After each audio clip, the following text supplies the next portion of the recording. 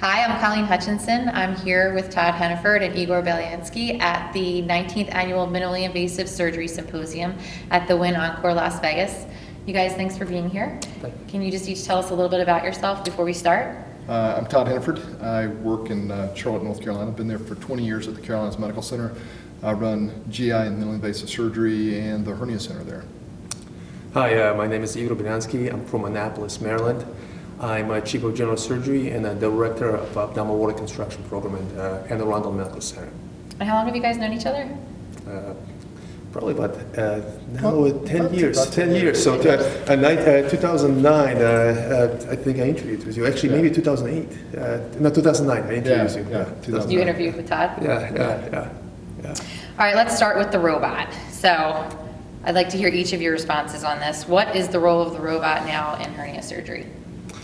So an interesting topic, and certainly there's been a lot of I think progress the last few years. So there's some more data coming out about robotic surgery, but still, yet the answer is, if you're truly an academic surgeon, the answer is not very clear yet. I think overall what we're seeing is whether data is there or not. There's overall in the national and international, there's an uptake of surgeons starting to do robotic surgery. And I think as the technology continues to evolve, we'll see robotic surgery and MIS surgery becoming kind of the prime modality to hernia intervention. Okay. Well, I think you're right about the academic considerations. Yeah. You have a few surgeons who really have plowed the ground to demonstrate what it can and can't do, and I think that you will. One of the biggest problems, and I kid Igor, is that Igor is a unicorn surgeon, and people will see his videos and they're just incredible, and they want to be Michael Jordan. They Right. want to do those operations, Right. and I think that you take someone who is one of the most skilled surgeons you see, and put them in any platform, and they're terrific. And so they show off this like nobody's business. I think that truly what we need, like with all facets of surgery, we need to have people who will test it, do it, find out with follow-up, find out what the outcomes are. Is this going to replace laparoscopy? What you see often now is you see a robotic study compared to an open study. And we already know what the data is between laparoscopy and an open study. You can decrease the length of stay, you can decrease wound complications. So are you trying to replace laparoscopy? Are you trying to replace open? I think there are a lot of things like that that have to be defined. There's loads of variables, and Igor has walked through a lot of this about where you put the mesh, how you place the mesh, what layer you put it in, how big the defects are. There's so much that we have to think about and consider before we can say that robotics is not only is robotics effective, but is it here to stay? Right, and so at the same time, while we have technological evolution, we also have procedure evolution as well. So we have several new procedures now, which are based on old open procedures like the retromuscular, MIS retromuscular repairs. And what we're finding out, while you can do them laparoscopically, perhaps it's more reproducible with robotic technology in everyone's hands. And so that's where I think we're going to, and that's where really, I think overall, just being around the country and talking to other surgeons, it's really starting to take off. Also, an argument can be made that looking 10 years ago, even though laparoscopy has been around since early 1990s, the uptake for inguinal hernia examination, their only penetration was about 20% were done through laparoscopic approach.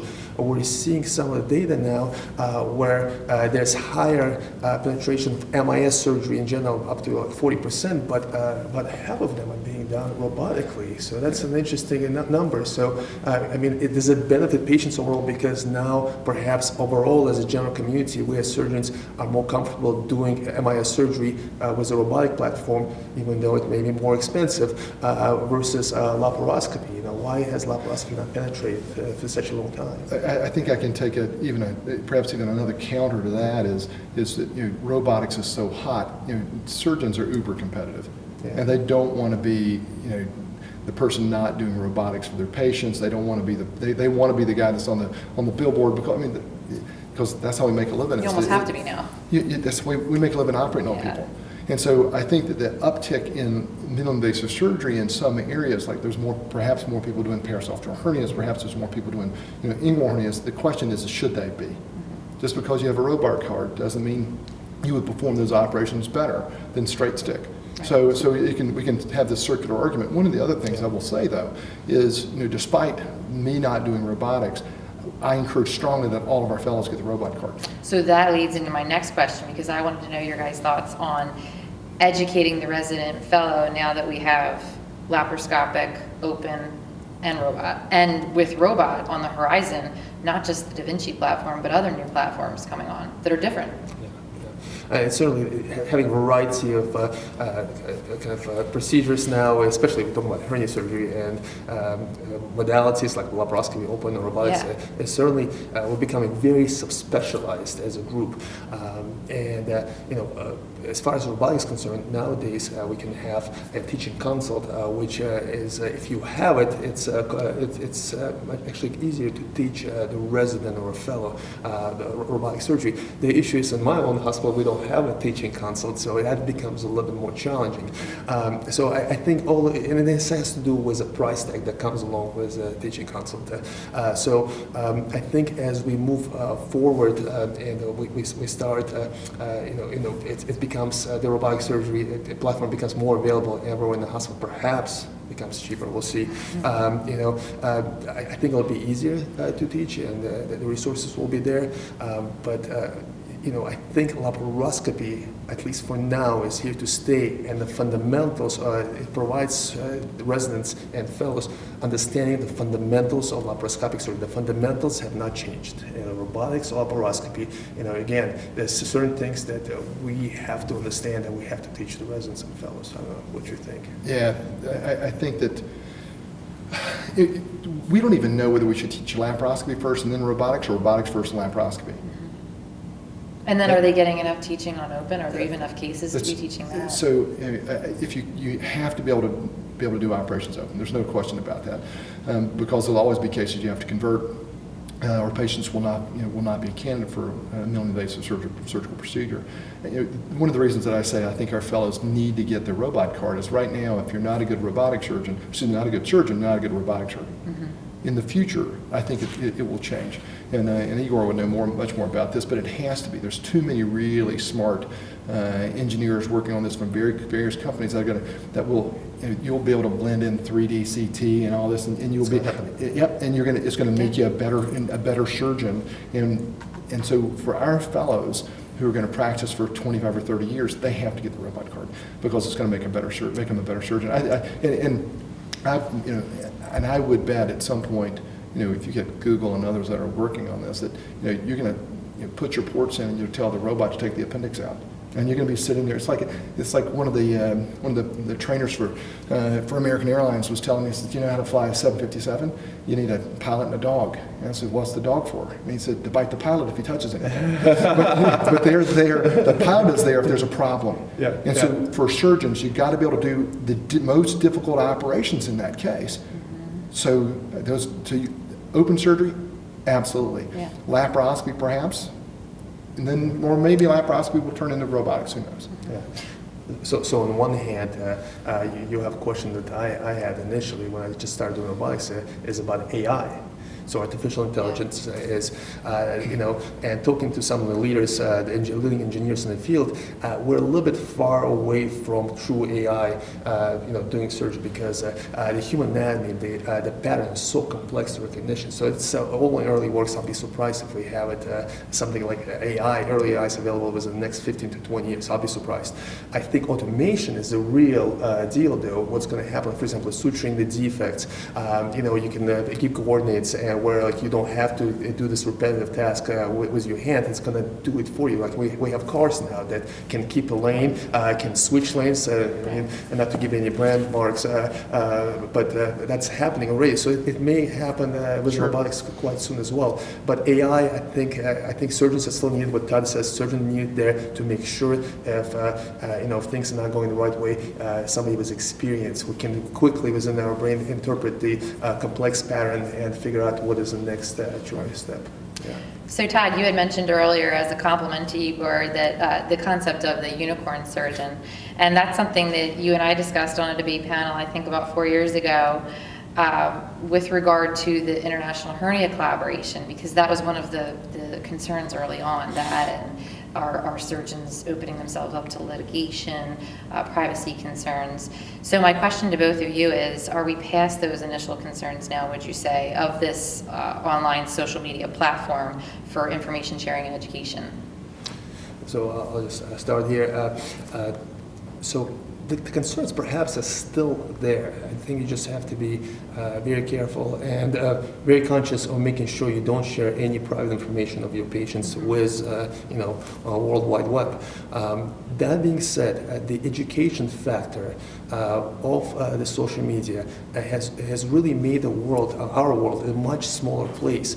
There's certainly, at least in my practice, has affected me, cross-pollination of information. So somebody in Australia can be doing something that I've never thought of, and I see them do this, and I can take part of their practice and implement it within the next day. So that's a good part, also a scary part, because what if whatever they're doing is wrong, and then I'm implementing something in my practice which shouldn't be done, right?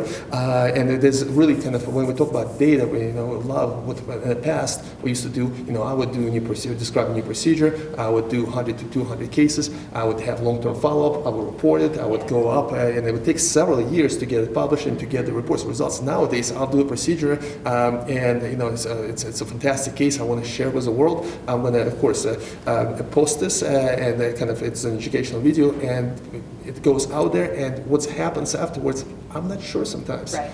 And so there's some people who are responsible individuals who get interested and want to learn. So they'll reach out to me and we'll start talking. A lot of times the surgeons from all across the world now that because now I'm kind of known on the web, not so long ago, they come and visit me, and then we'll talk. I'll play a role of a mentor and we'll go take baby steps. So that's a responsible way, I think, of doing it. The irresponsible way of doing it is just starting to do this yourself and not following your outcomes. And that's what I think probably you would worry about. I worry about. Of course, it's about providing follow-up, providing a single case or even two cases is not data. And so and much as I said in just a lecture a few minutes ago, if you get someone that sees an operation or sees a procedure that's pretty and contemporary over the standard operation that we perform for a long time, being a competitive surgeon, you tend to go with a competitive and pretty operation. If you're going to do something new, you're going to have to give up something old. And without data and without real follow-up from those patients, you have to be very concerned about it. Now, with all of that in mind, what's important about social media is the fact that we can provide a platform for people who don't have, for surgeons who don't have the means to travel around the world, to communicate, educate, and share the experience. And that has really positively changed our field, I think, at least. And so, yes, IHC has done tremendous work and had tremendous impact in every single field of hernia surgery, I think, and now has spread to other specialties, which other specialties have their own groups with such communication. The biggest problem is everybody's got an opinion. Right. And so you post something on the IHC or on Facebook, everybody's got an opinion about it, even though they may not have ever seen it, may not have ever done it, never faced these types of operations before. They give someone an opinion and surgeons are authoritative. Yeah.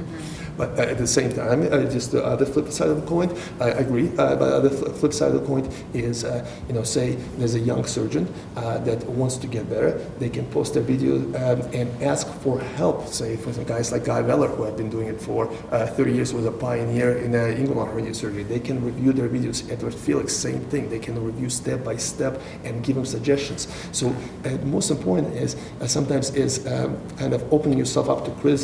So there's many good things, facets where social media and this kind of group interaction makes us all kind of better surgeons. But a lot of potential also downfalls if we're not careful. Botox. I want to know your thoughts on Botox's appropriate role or use at this time based on what we know or what data exists. Yeah, so we first used Botox in 2011. Of course, it was first used, I think, in 2009, and the guys at Guadalajara, and they should get great kudos for this. Absolutely should. Nabil Ibrahim from Sydney has done beautiful studies with CAT scans before Botox, after surgery, demonstrating the effect of Botox. we first used Botox, I guess 8 or 9 years ago, and we were treaded into this pretty slowly. We then started using it in our most complex patients with big defects, fistulas, infections, because we didn't want to do subcutaneous dissection. We want to get the abdomen closed. Closing the abdomen is really important. Our recurrence rate is about 4 times higher, 4.5 times higher if we don't get the abdomen closed by using a bridging mesh versus otherwise. And so now what we've done is we've now gotten to the point with our data that we're actually using it to try and eliminate anterior component separation. We believe that anterior component separation, the Ramirez repair, actually gives us more release than a posterior component separation. But we have to do subcutaneous dissection, so you end up with about a 2-fold increased chance of wound complications.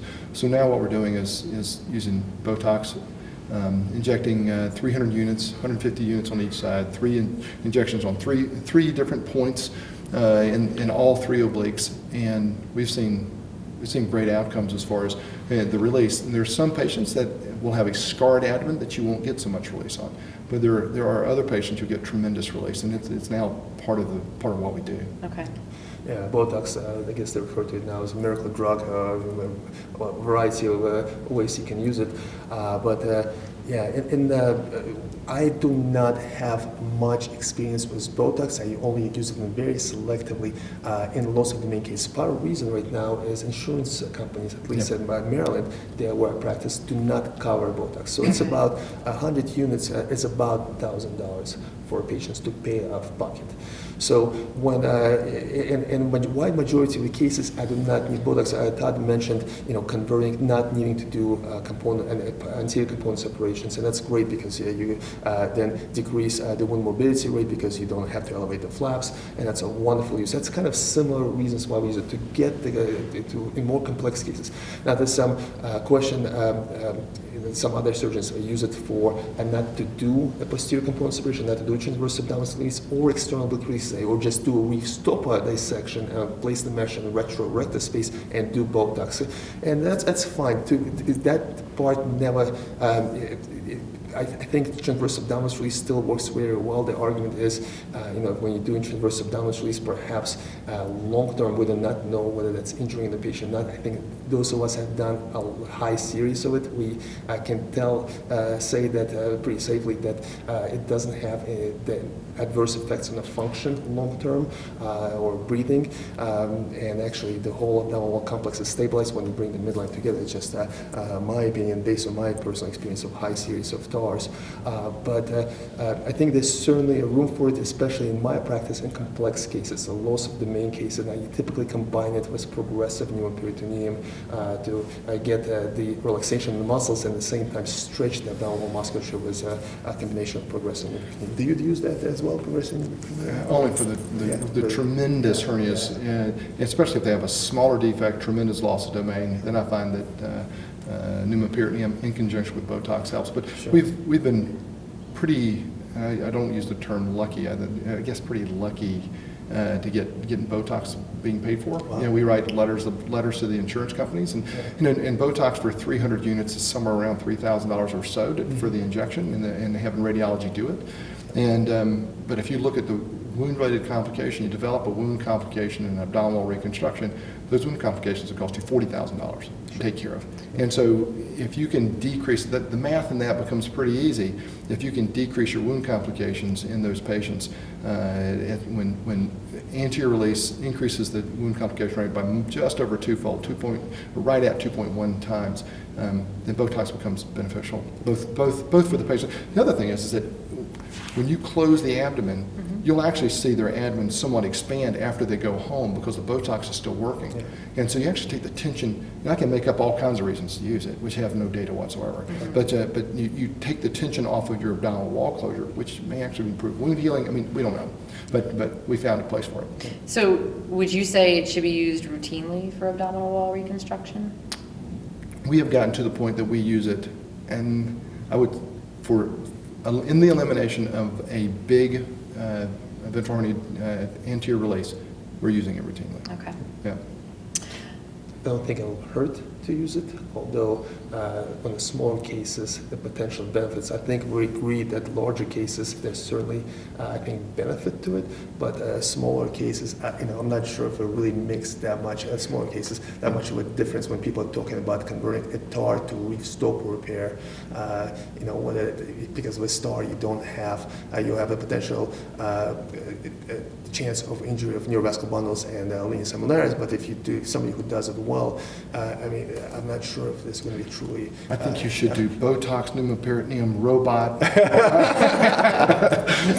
Just wrap it all up. Yeah. And then publish on that. And then publish that, yeah. So Igor and I just we collaborated on a recent on the spot that'll be out next month on robotics and surgery. And it wasn't specific to hernia surgery, but one of the things that we talk about in that is this correlation between the current body of literature on the robot and conflicts of interest of the authors in that literature. And that came across my desk because of the article in the American Journal of Surgery that studied this correlation. So Igor, you had mentioned in your comments that you didn't feel that this correlation was unique to the robot.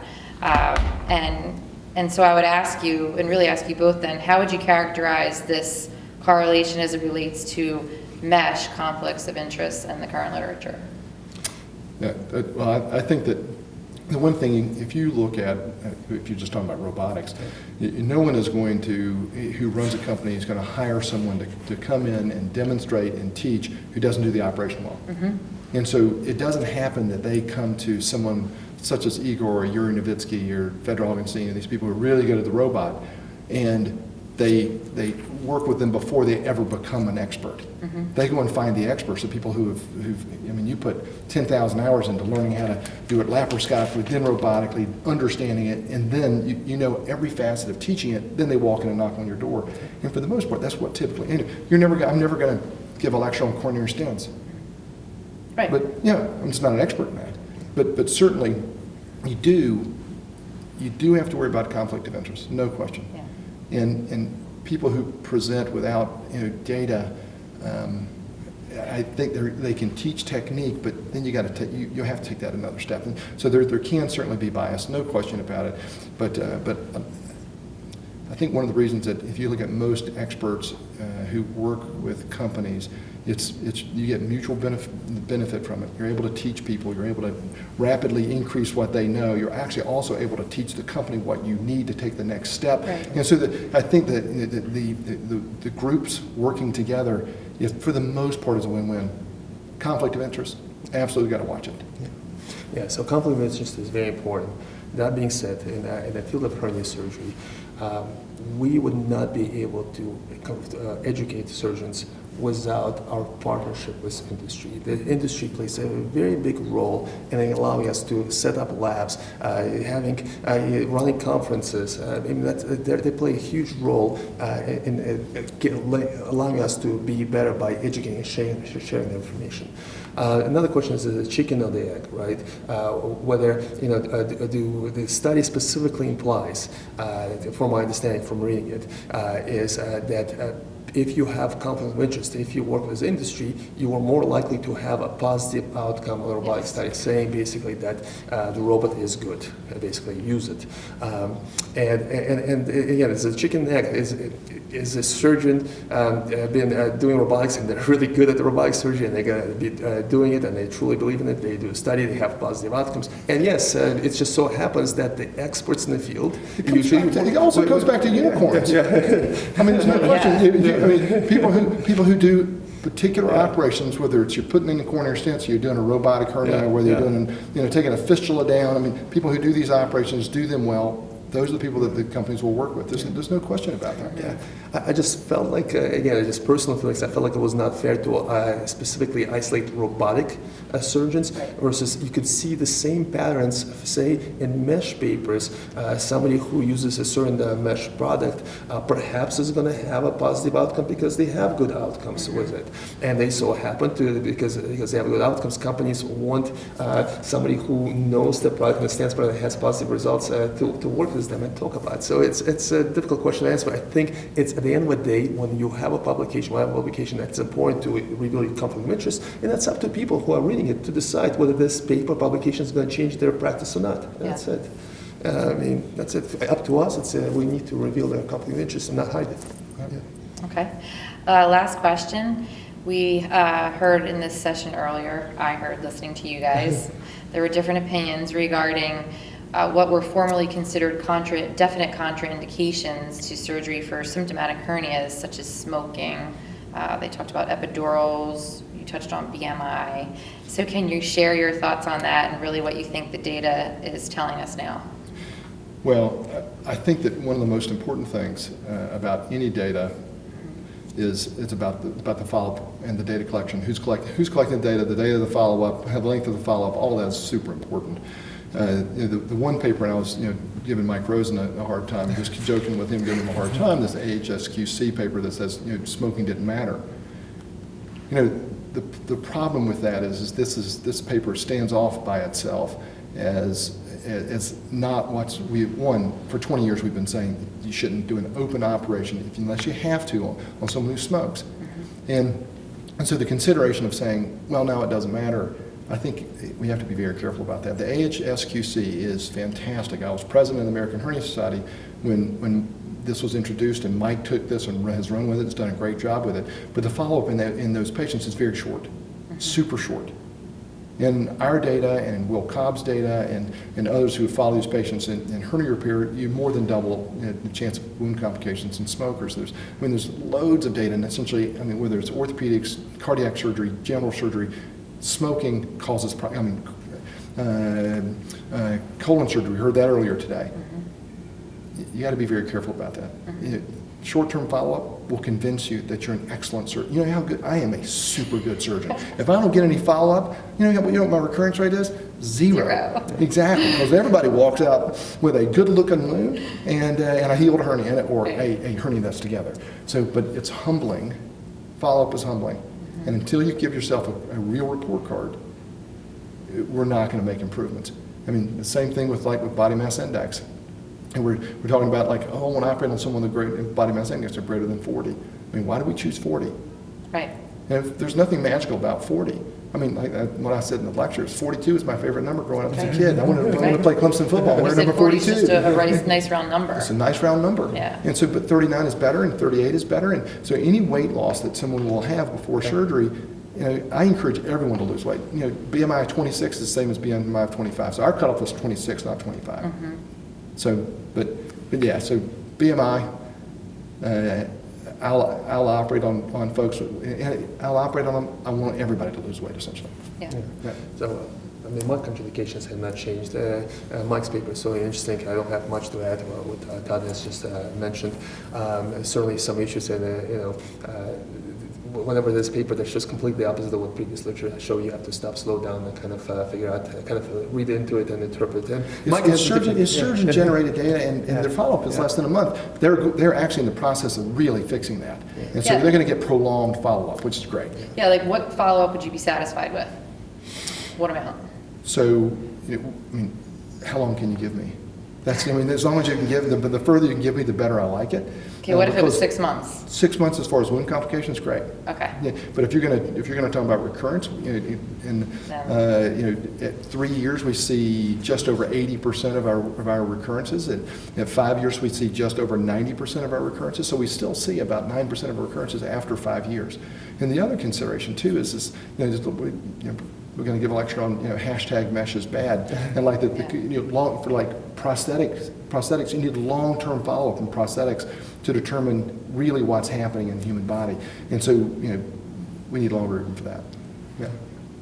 Well, thank you so much to both of you for being here today. Appreciate it. We got a surgeon like me in a uniform. Fantastic. Thank you.